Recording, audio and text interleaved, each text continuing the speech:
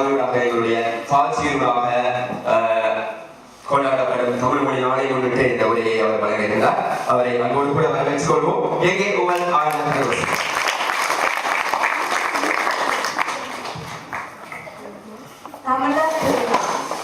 தைப்பொங்கல் தமிழர் திருநாளாகும்.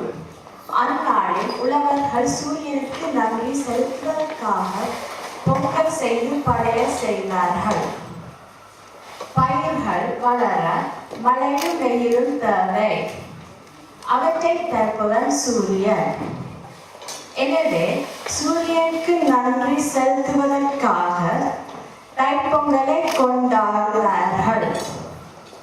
பொங்கலுக்கு அடுத்த நாள் தமக்கு உதவிய விலங்குகளுக்கு நன்றி செலுத்துவதற்காக மாட்டுப் பொங்கல் செய்வார்கள்.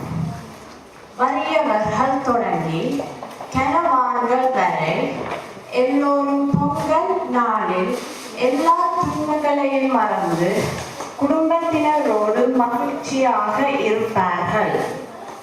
தைப்பொங்கல் நாளில் நாம் அதிகாலையில் எழுந்து குளித்து நீராடுவோம். பின் புதிய ஆடை அணிவோம்.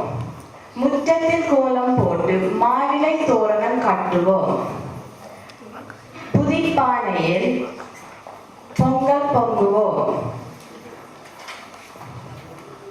வாழை இலையில் பொங்கல் படைப்போம். பழங்கள், வெற்றிலை, பாக்கு, கரும்பு, கற்கண்டு ஆகியவற்றையும் சூரியனுக்கு படைப்போம். மகிழ்ச்சியை தெரியப்படுத்த பட்டாசு கொளுத்துவோம். எல்லோரும் சூரியனை வணங்கி உறவினர்கள் நண்பர்களுடன் பொங்கலை உண்போம். சூரியனை வணங்குவோம். உலகரை மதிப்போம். உலகர் இல்லையே நாமும் இல்லை.